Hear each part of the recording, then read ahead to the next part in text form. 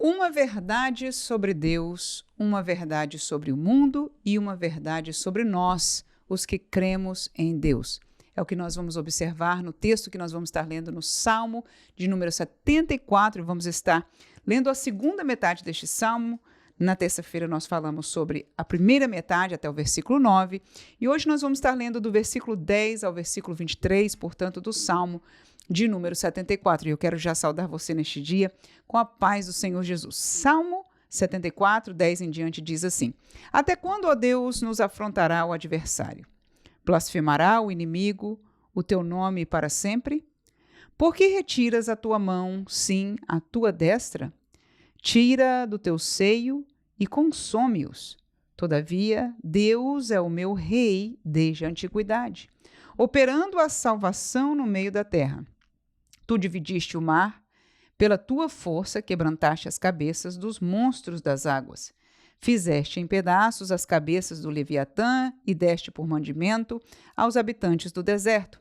Fendeste a fonte e o ribeiro, secaste os rios impetuosos. Teu é o dia e tu é a noite. Preparaste a luz e o sol. Estabeleceste todos os limites da terra, verão e inverno, tu os formaste. Lembra-te disto, que o inimigo afrontou ao Senhor e que um povo louco blasfemou o teu nome. Não entregues às feras a alma da tua rola. Não te esqueças para sempre da vida dos teus aflitos. Atenta para o teu conserto, pois os lugares tenebrosos da terra estão cheios de moradas de crueldade. Ó, não volte envergonhado o oprimido, louvem o teu nome, o aflito e o necessitado. Levanta-te, ó Deus, pleiteia a tua própria causa. Levanta-te da afronta que o louco te faz cada dia. Não te esqueças dos gritos dos teus inimigos. O tumulto daqueles que se levantam contra ti aumentam continuamente. Então estamos com esta segunda metade do Salmo, estes versículos, esta palavra caminha em diversas esferas e contextos, mas eu quero te chamar a atenção para três coisas. A primeira é uma verdade sobre a pessoa de Deus, que eu encontrei no versículo 12 e fiquei muito feliz de encontrá-la. No versículo 12, eu quero lembrar, antes de lê-lo, que o contexto desta escritura não é o contexto da igreja, é o contexto do Antigo Testamento, da nação de Israel. Quem escreveu este salmo, Asaf, é um israelita, está vivendo debaixo do concerto da lei e está vivendo um momento histórico, não é que existem reis sobre a nação, mas que por trás dos reis, por trás dos profetas, eles conhecem a Deus através da sua lei e através do agir de Deus também, por isso creem e esperam no agir de Deus. Sendo assim, no versículo 12, o salmista diz: Todavia, Deus é o meu rei desde a antiguidade, operando a salvação no meio da terra. Então, o salmista aqui fala e usa a palavra rei propositadamente, no sentido de que um rei governa uma nação. E ele aqui faz menção de que para a nação de Israel, Deus é o seu rei desde a antiguidade. Se ele vivia naquele tempo ali do rei Davi, você pode olhar para trás muitos anos e gerações, e é isso que ele está mencionando. Desde que se conhece a história da humanidade, nós reconhecemos Deus como rei, e ele faz uma segunda colocação sobre Deus, que é a que me chamou a atenção: operando a salvação no meio da terra. Então, Asaf aqui coloca estas palavras de que Deus, o seu rei, tem permitido, tem colocado, tem disposto, tem operado salvação no meio da terra. A terra, pelo pecado, tornou-se caótica. O homem, seguindo o curso do pecado, se tornou cada vez pior. Nós vemos, inclusive, no tempo de Noé, que foi tanta maldade que Deus, inclusive, disse: eu vou destruir tudo pelo dilúvio. Então, isto voltou a acontecer, a maldade do homem voltou a se multiplicar e toda esta realidade foi de caos. Mas quando nós observamos desde o Éden, desde o dia que Adão pecou e Deus apareceu ali naquele fim do dia, na virada do dia, para falar com Adão, e fez uma promessa para ele sobre uma salvação futura. Mas não só fez uma promessa para uma salvação futura da semente da mulher que haveria de nascer, mas ele também sacrificou um animal e deu vestes a Adão. Ele providenciou algo para Adão neste caminho da salvação. Aleluia. E nós vemos a caminhada de Deus junto com a humanidade, que se voltava cada vez mais contra Deus. Mais e mais as multidões pecando, não querendo, desconhecendo este Deus que se revelou depois pela nação de Israel. Mas a verdade é que desde os primórdios da antiguidade, bendita a palavra deste salmista, Deus sempre operou salvação. Deus sempre demonstrou que queria salvar. Deus sempre abriu uma oportunidade, mesmo que fosse pequena no sentido da dimensão de toda a humanidade, porque a graça que nós vivemos hoje é esta abertura para todo ser humano. Todos podem ouvir as boas novas do Evangelho e encontram a salvação se crerem em Jesus.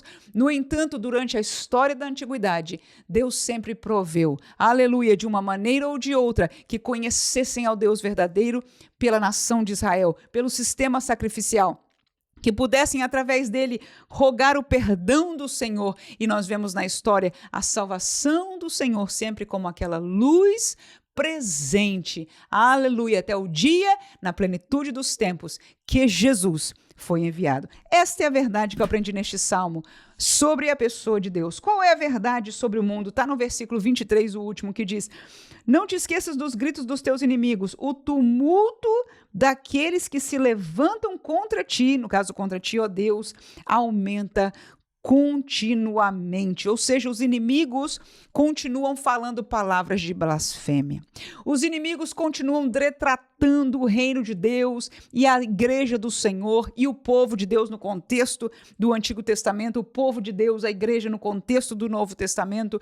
E a palavra dele foi interessante do salmista, eles se levantam contra Deus continuamente, aumenta continuamente, ou seja, ao invés de entrar num platô, ao invés da humanidade ter altos e baixos, a impressão é que a maldade e o ódio contra Deus e aquilo que Deus representa está numa progressão de aumentar que nunca para de aumentar. Este foi o sentimento e esta é a realidade do mundo. O mundo, por natureza, não se aproxima de Deus. Eles falam de luz, falam de iluminação, falam de consciência, falam de bondade, falam de ética, falam de amor, várias teologias dentro do palavreado daqueles que ensinam, que estão adiante no mundo e até no mundo religioso, mas a verdade é que no Espírito, se não forem de Deus por Cristo Jesus, estão sendo contrários,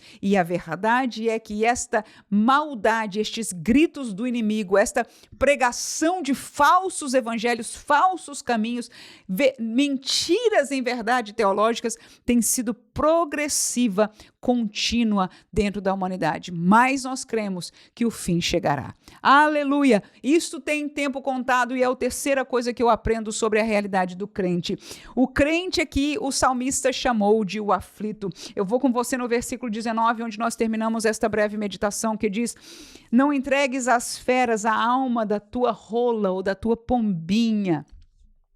Não te esqueças para sempre da vida dos teus aflitos. Ele estava se referindo ao povo de Deus. Ali estava Asaf como um representante da nação de Israel. Claro que ele sabia que o povo de Deus não era perfeito. Claro que ele sabia que eles também tinham tido os altos e baixos e que estavam muitas vezes errando contra Deus, que os seus caminhos não eram perfeitos. Mas ele chamou e clamou a Deus, disse: se lembre, Senhor, da tua pombinha.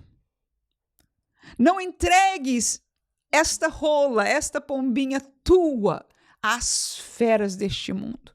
A realidade é que o maligno e este mundo, se pudessem, nos consumiriam. Teriam também consumido a Israel, porque era a nação que representava durante o tempo do Antigo Testamento a pessoa de Deus, aleluia.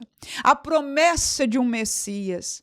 Mas aí Asaf roga ao Senhor, olha para nós, lembrando-nos que nós somos teus, Senhor, e somos como uma pombinha, indefesas, criação tua, e este animal tão meigo, tão que depende da tua graça, do teu alimento, da tua provisão. Então ele clama ao Senhor para vê-los outra vez com esta ternura e esta pureza de uma rola. E ele diz, não te esqueças para sempre da vida dos teus aflitos. Ele aí se coloca no lugar que ele estava sentindo no seu coração.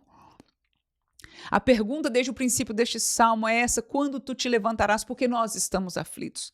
Nós estamos passando por tempos difíceis, Senhor. E ele diz, não te esqueças para sempre. E essa é uma impressão muito interessante. Eles, os israelitas, como nós, estamos aflitos. Estamos aflitos pela realidade do mundo, estamos aflitos pela nossa realidade humana, estamos aflitos pelo tempo e as colocações, como ele disse, da maldade que aumenta continuamente. Ele, como nós, percebemos algumas vezes que Deus se cala. Nós perguntamos, Senhor, onde está a tua atuação? Onde está o Senhor para mudar o curso destas coisas? E Deus, em sua soberania, passa mais tempo, entre aspas, calado das minuciosidades do dia a dia do que atuando. Quando ele atua, ele atua. Quando ele faz, ele faz. Quando ele envia a salvação, ele envia a salvação. Quando o seu braço forte é estendido, ele o faz. Mas no dia a dia, nas pequenas coisas, algumas vezes nós perguntamos, Senhor, onde está a tua resposta? E Asaf sentia isso, como nós sentimos. E esta foi a pergunta dele. Mas eles, como nós, esperam em Deus. Apesar do silêncio, apesar de ter que esperar no tempo de Deus, apesar das aflições, a nossa esperança não pode ser colocada em outro. E para ele também, por mais que chorasse pela realidade, mas ele tinha que clamar ao único que poderia responder, ao único que poderia atuar em seu favor. Eles esperavam no Senhor, nós esperamos no Senhor. E o final deste entendimento é que eles, como nós, seremos guardados pelo Senhor, seremos abençoados pelo Senhor, seremos socorridos pelo Senhor. No tempo certo, Deus agirá a nosso favor. No tempo certo, Deus suprirá as nossas necessidades. No tempo certo, Deus nos socorrerá. Aleluia, a provisão de Deus, ela é segura, não conforme a nossa dimensão, o nosso entendimento, mas segundo a sua sabedoria, que é eterna, que é a melhor, que é profunda. Glória seja dada ao nome do Senhor. Que Deus possa encher o nosso coração com esta palavra, com esta alegria de que eles, israelitas como nós, aleluia, conhecemos um Deus que salva.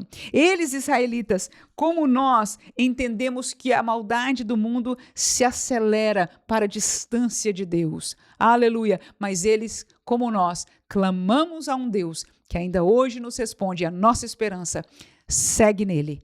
Amém.